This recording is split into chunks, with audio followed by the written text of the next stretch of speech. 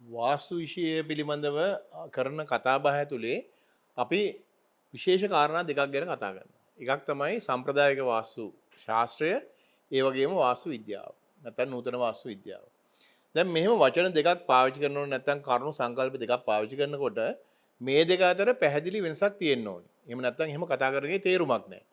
ඉතින් එතනදී අපි තේරුම් ගන්න ඕනි සම්ප්‍රදායික වාස්තු ශාස්ත්‍රය කියලා කියන්නේ විශ්වකර්ම ඍෂිවරයා, මය ඍෂිවරයා ආදී කොට ඇති ඒ ඍෂි භාෂිතයන්ගෙන් ගොඩනැගිච්ච ශාස්ත්‍රය. ඒ වගේම ඊට පස්සේ අපි නූතන වාස්තු විද්‍යාව කියලා කතා කරනවා. ඔය අන්තරික්ෂ ශක්තිය, භූ ශක්තිය, චුම්බක ශක්තිය ආදී කොට ඇති ශක්තියින් පිළිබඳව කරන විවරණයක් සහිත වාස්තු විද්‍යාව නැත්නම් ඒ විෂය පිළිබඳව කතා කරනවා. ඉතින් මේ දෙක අතර වෙනස කොහොමද අපි තේරුම් ගන්නේ? මුලින්ම අපි ගත්තොත් ඕනෑම වාස්තු සම්ප්‍රදායකට පද්ධතියක් එක ගත්තාම අපට දිශාවන් නට පිළිබඳව වැදගත් කාරණා ටිකක් සාකච්ඡා කරන්න සිද්ධ වෙනවා. ඒක නූතන වාස්තු විද්‍යාවටත් එහෙමයි. ඒ වගේම සම්ප්‍රදායික නැත්නම් පුරාතන වාස්තු ශාස්ත්‍රයටත් එහෙමයි. එතනදී අපි කතා කරන දිශාවන් නට අතර ප්‍රධාන දිශාවන් හතරක් තිබෙනවා. ඊට අමතරව තිබෙනවා අනුදිශාවන් හතරක්.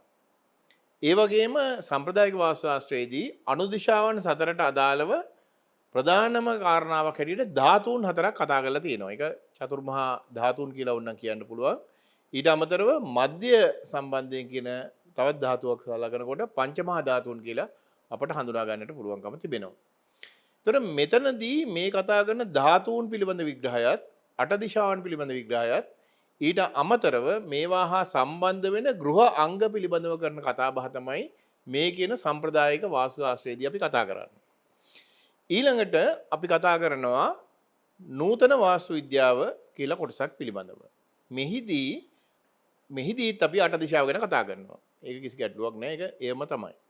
නමුත් අපි මේ ධාතුන් පිළිබඳව කරන විග්‍රහය වෙනත් ආකාරයකින් දක්වනවා අපි මේ ශක්තියින් පිළිබඳ විවරණයක් එක්ක. එතකොට මේ ශක්තියින් කියන්නේ මොනවද? අපි කියනවා අන්තරික්ෂ ශක්තිය කියලා ශක්ති විශේෂයක් ගැන. ඒක අපි පසු අවස්ථාවකදී තවදුරටත් පැහැදිලි කරනවා මේක සිද්ධ වෙන්නේ කොහොමද කියලා. නමුත් දැනට අපි කියමු අන්තරික්ෂ ශක්තිය ගලාගෙන එන්නේ ඊශාන දිශාවේ සිට නිරිත දිශාව දක්වා කියලා අපි කියමු. ඒකට ඊශාන දිශාවෙන් ඉඳන් නිරිත දිශාවට සාපේක්ෂ වශයෙන් ගලාගෙන එන අන්තරික්ෂ ශක්තියට වෙන්නේ මොකද්ද කියන එක අනුව තමයි වාස්තු විද්‍යාවේ යම් යම් ගැටලු දුර්විපාක දෝෂ ඒ ආදී දේ ඇති වෙන්නේ.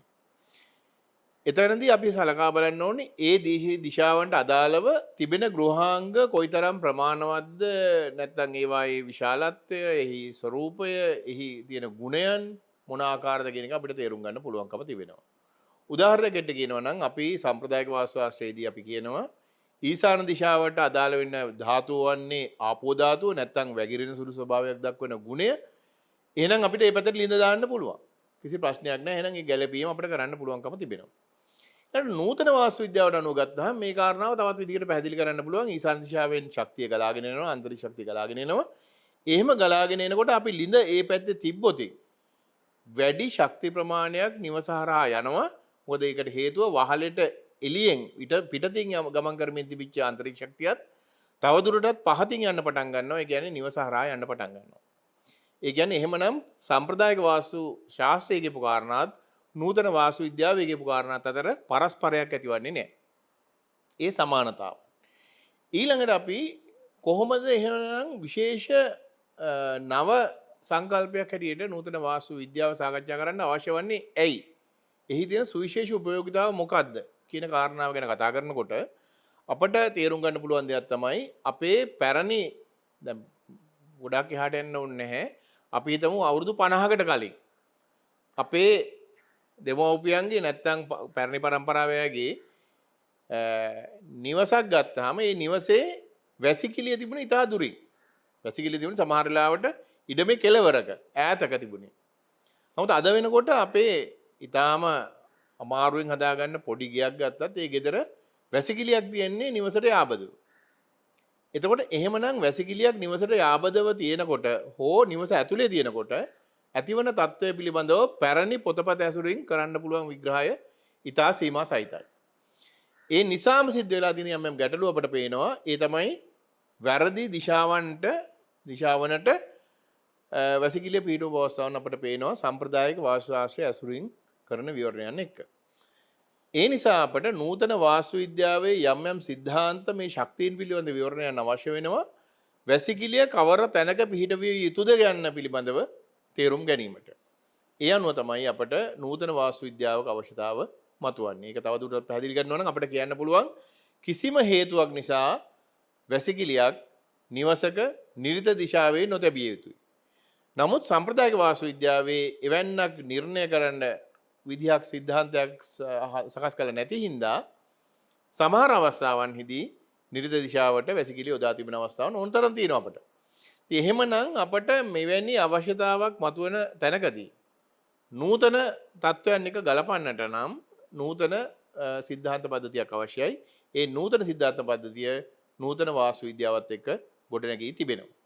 ඉතින් මෙවැනි කාරණාත් එක්ක යනකොට අපට පේනවා නූතන අවශ්‍යතාවන්ට ගලපන්නට නම් මෙවැනි වාස්තු ශාස්ත්‍රයක් වෙනුවට නූතන වාස්තු විද්‍යාවේ අවශ්‍යතාවක් තිබෙනවා කියලා.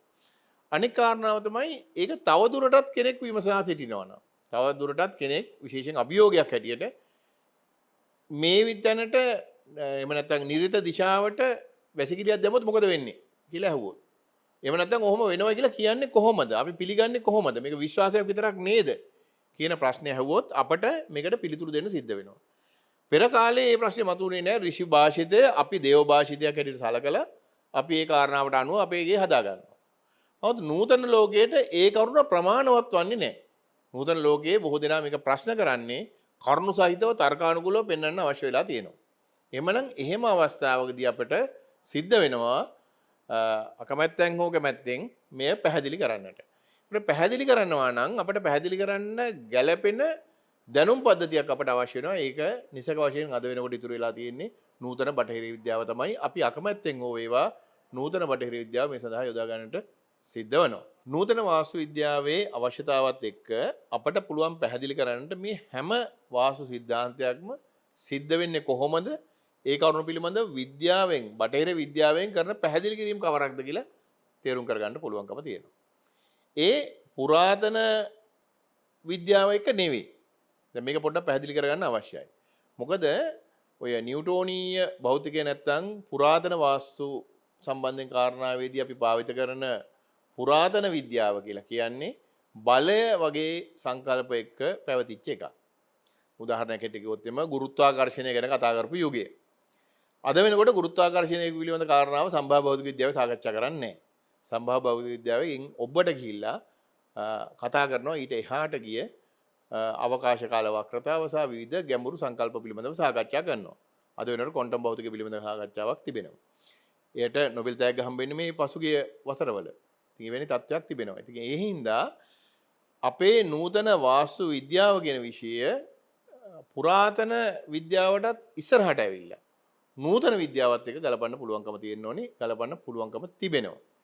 ඒ අනුව තමයි අපට වැටහෙන්නේ මේ බොහෝ සංකල්ප මේ පුද්ගලයා එක්ක රැඳී පවතිනවා කියලා. ඒ කියන්නේ ඒක අපි තවත් ගැඹුරට සාකච්ඡා කරන්න ගියොත් මේ කාලේ නෙවෙයි ඔය කාටිසියානු තාප්පය බිඳ වැටීම කියලා විද්‍යාවේ සාකච්ඡා කරන කරුණුත් එක්ක ගත්තහම අපට පැහැදිලි කරන්න පුළුවන්කම තිබෙනවා. අද වෙනකොට අපේ නිවසක තියෙන වාස්තු තත්ත්වයන් නිවසේ ඉන්න නිවැසියන් එක්ක තමයි ගැලපෙන්න අවශ්‍ය. ඒ අනුව ගත්තහම මේ මොකද්ද මේ කියන්නේ වෙන කිසිවක් නොවේ. නිවැසියන්ගේ ශක්ති ශරීරය එහෙම නැත්නම් ඕරා එක කියලා ගොඩක් දෙනා කිව්වා දන්නේ මේ ශක්ති ශරීරයේ වෙනස් වීම පිළිබඳ කරන විග්‍රහයක් තමයි අවසාන වශයෙන් වාස්තු විද්‍යාවේ තිබෙන්නේ. එතකොට ඇත්තටම යම් යම් දේවල් කරනකොට අපට බලන්න පුළුවන් ඒ නිවැසියන්ගේ ශක්ති ශරීරයට වෙන්නේ මොකද්ද කියලා. ඒ අනුව අපට ඊටාම තර්කානුකූලව පර්යේෂණාත්මකව නූතන උපකරණ පාවිච්චි කරලා පැහැදිලි කරන්න පුළුවන් මෙන්න මේ කාරණා සිදුවන්නේ මෙන්න මේ ආකාරයට කියලා නිශ්චිතව කියන්න පුළුවන්කම තිබෙනවා. අනෙක් කාරණාව තමයි එතනදී ඒ භෞතික තත්වයන්ට වෙන්නේ මොකද්ද කියන එක ගැන පැහැදිලි කරන්න පුළුවන්කම තිබෙනවා. උදාහරණයක් හිට ගත්තොත් එම අපි කියනවා නිරිත දිශාවට, ඊශාන දිශාවට, නැගෙනහිරට සහ උතුරට මුළු දැන්ගේ පිටවන්න එපා කියලා.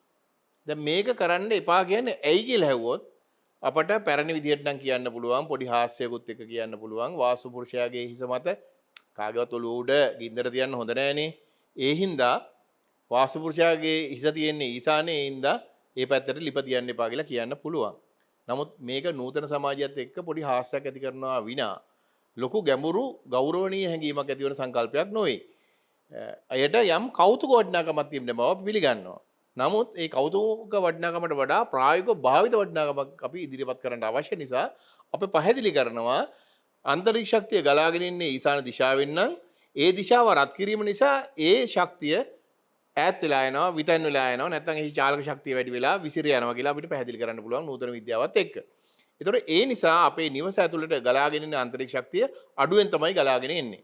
ඒ නිසා අපට ඇතුළට නැත්නම් අභ්‍යන්තර ආන්තරික ශක්ති තීව්‍රතාව වැඩි කරගන්නට අපොහසත් වෙනවා ඊශාන දිශාවට මුළුකන්දයන්ගයක් තිබ්බහම.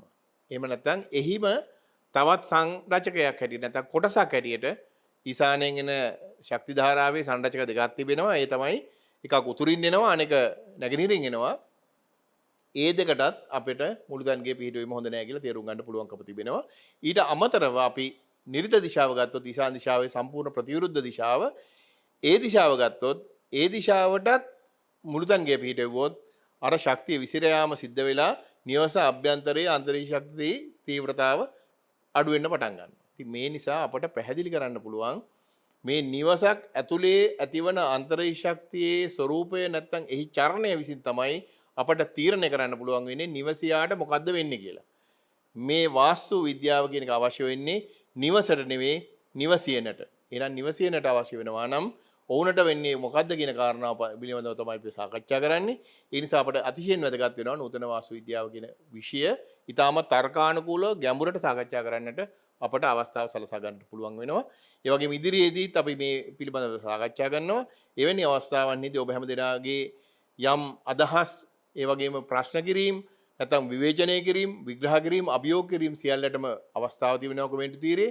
ඒ අනුව අපට පුළුවන්කම තියෙනවා ඔබ හැම දෙනාගේ ඒ විමසීම් වලට ප්‍රතිචාර දක්වමින් ඉදිරි වැඩසටහන් තවදුරටත් ගලපා ගන්නට අවස්ථාව තිබෙනවා. ඒ සඳහා ආරාධනා කරමින් අද දවසේ වැඩසටහන නිමවටපත් කරනවා. ඔබ හැම දිනකටම තෙරුවන් සරණයි.